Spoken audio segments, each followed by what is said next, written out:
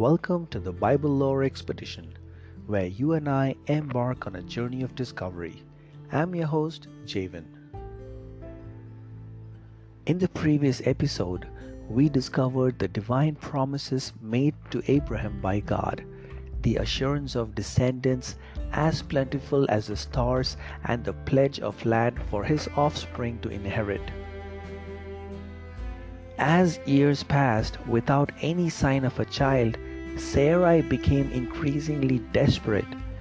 She came up with a plan, one that she believed would fulfill God's promises to give them descendants. She decided to give her servant Hagar to Abram as wife so that she could bear a child on Sarai's behalf. Oh boy. Now Hagar became pregnant, and Sarai's plan seemed to be working. But as soon as Hagar realized she was pregnant, her attitude towards Sarai changed.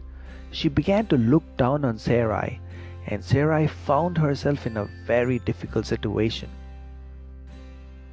Sarai's jealousy and frustration grew, and soon she blamed Abram for the whole situation.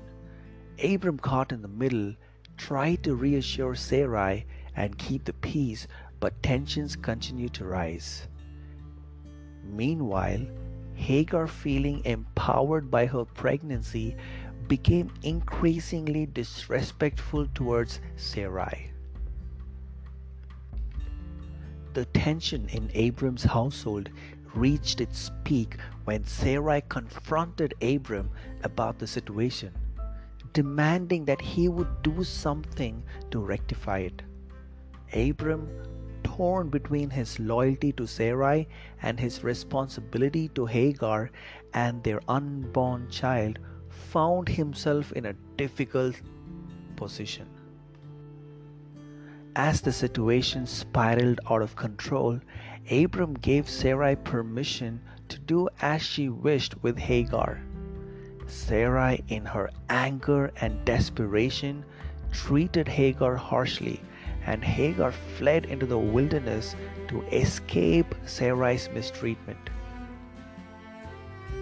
Alone and pregnant, Hagar found herself in a dire situation.